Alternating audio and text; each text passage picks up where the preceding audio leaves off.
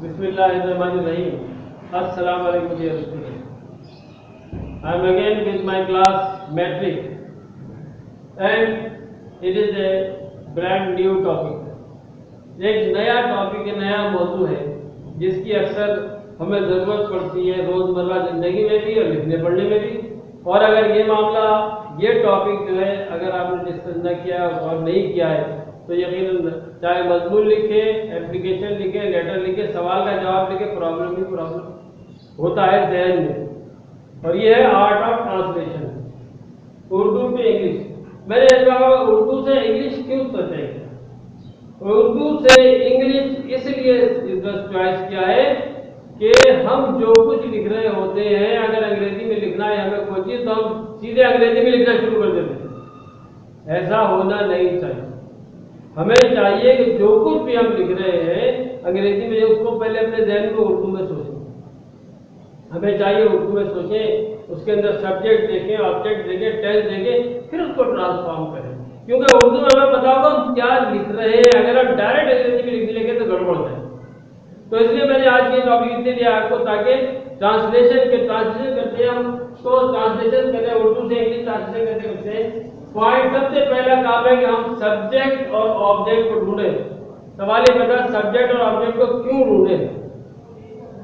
Normally तौर, आम तौर से ज्यादातर जितने भी जुमले हम बोलते हैं उसमें सब्जेक्ट और ऑब्जेक्ट मौजूद है, आम तौर से मौजूद है। ठीक है, नहीं हो तो अलग बात है कि कभी कभी हो सकता ना हो। मिसाल के तौर पर इधर आओ, ये अलग किस्म के जुमले हैं। लेकिन अगर गाँव में भाई आपने किताब पढ़ ली, आपने खाना खा लिया, आपने सबक पढ़ लिया, आपने लेक्चर नोट कर लिया, होता ना।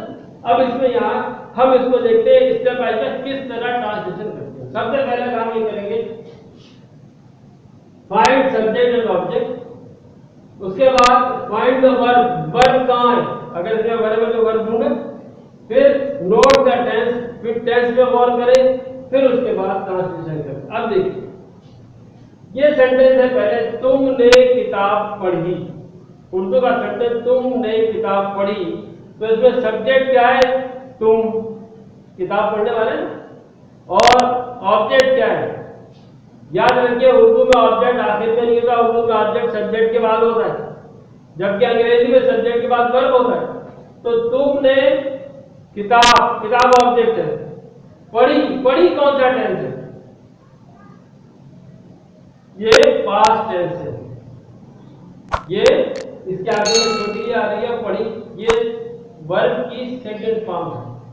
पढ़ी यानी रीड से रेड, वर्ब की सेकंड फॉर्म है। तो अब जब हम इसका ट्रांसलेशन करेंगे तो एक बात ध्यान में, फिर मैं आपसे कह रहा हूं कि यूं कि सबसे पहले हमें देखना है, क्योंकि अंग्रेजी में सेंटेंस स्ट्रक्चर क्या होता है, सब्जेक्ट पहले, तो यू सब्जेक्ट पहले, उसके बाद अंग्रेजी में वर्ब आता है। अब ये टेंस क्योंकि पास्ट इंडेफिनिट टेंस है तो हमें पता चला सब्जेक्ट के फौरन बाद वर्ब की सेकंड फॉर्म आएगी, क्योंकि पास्ट में पढ़ी। तो रीड की सेकंड फॉर्म भी, रीड लिखते रीड है, पढ़ते हैं रेड, रेड। और उसके बाद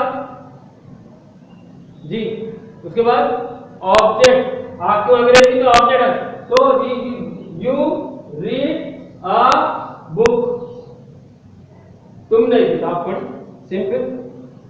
अब फर्ज कीजिए ये सेंटेंस पास्ट परफेक्ट होता, तुम किताब पढ़ चुके, तुम किताब पढ़ चुके थे, पास्ट, पास्ट परफेक्ट। अब ये चुके थे किसकी निशानी है, पास्ट परफेक्ट की, किसकी,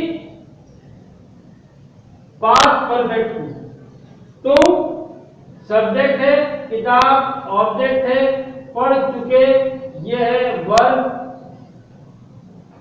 तो अब जब इसको हम ट्रांसलेशन करेंगे तो सिंपल हमें ध्यान रखना है टेंस कौन सा है, पास्ट परफेक्ट है। उर्दू में हेल्पिंग वर्ब नाम की चीज कोई नजर नहीं आ रही है, लेकिन अंग्रेजी में नजर आती है। Subject you,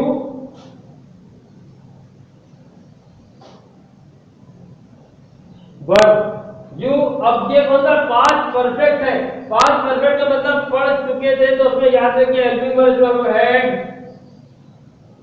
you had verb की थर्ड फॉर्म यूज होगी क्योंकि ये परफेक्ट है। यू हैड रेड और object you had read a book. अब देखिए गौर से, हम जो चीज जुमले लिख रहे होते हैं हमें चाहिए कि हम जब उन्हें लिखे तो जहन में पहले ये देख रहे सब्जेक्ट का है, वर्ब का है, ऑब्जेक्ट का है। उर्दू तो हमारी जबान है, आपकी मर्जी से लिखे चले जाते हैं, लेकिन जब उसे अंग्रेजी में ट्रांसफर कर रहे हैं, ट्रांसलेट कर रहे हैं, तो हमें इस चीज का ध्यान रखना पड़ेगा कौन से टेंस में सब्जेक्ट क्या होता है, वर्ब क्या होता है, ऑब्जेक्ट क्या होता है। तो उसी तरह हमको ये नोट करना है कि सब्जेक्ट का है, वर्ब का है, ऑब्जेक्ट का है, नोट करके उसके बाद हमें कॉल करना है इसमें टेंस कौन सा इस्तेमाल है। यहाँ चुके थे पास्ट परफेक्ट, पढ़ी पास्ट इंडेफिनिट और भी जो भी अगर होता यहाँ पर होता तुम किताब पढ़ते हो प्रेजेंट डेफिनेट होता। तो ये एक बात ध्यान में रखिए, ट्रांसलेशन करते वक्त सबसे पहले सब्जेक्ट और ऑब्जेक्ट को आपको देखना है, फिर आपको उसमें देखना है ये टेंस कौन सा है, वर्ब की फॉर्म कौन सी है और कोई हेल्पिंग वर्ब है तो विषय। तो ये आपके लिए आज का लेसन था मेरा। फिर इंशाल्लाह अगले लेसन में फिर मुलाकात होगी। एक बात और बेटा, आप लोगों ने अभी तक काफी नहीं भेजी चेक करने के लिए, फौरन भेजिए। जितना काम आपने क्लास में किया है, जितना ऑनलाइन मैंने बीच में करा, ये तमाम कुछ कंप्लीट हो या ना हो फौरी तौर पर काफी तो भेजें, ठीक है। और बिल्कुल वक्त जाया ना करें, क्योंकि मुझे फिर उसमें मजीद ये देखना होगा किस बच्चे में क्या क्या कमी रह गई है, तो फिर उस हिसाब से मैं इसको कंटिन्यू करूंगा आपके साथ, ठीक है। तो अगले लेक्चर के तक इजाजत, अल्लाह हाफिज, अस्सलाम वालेकुम।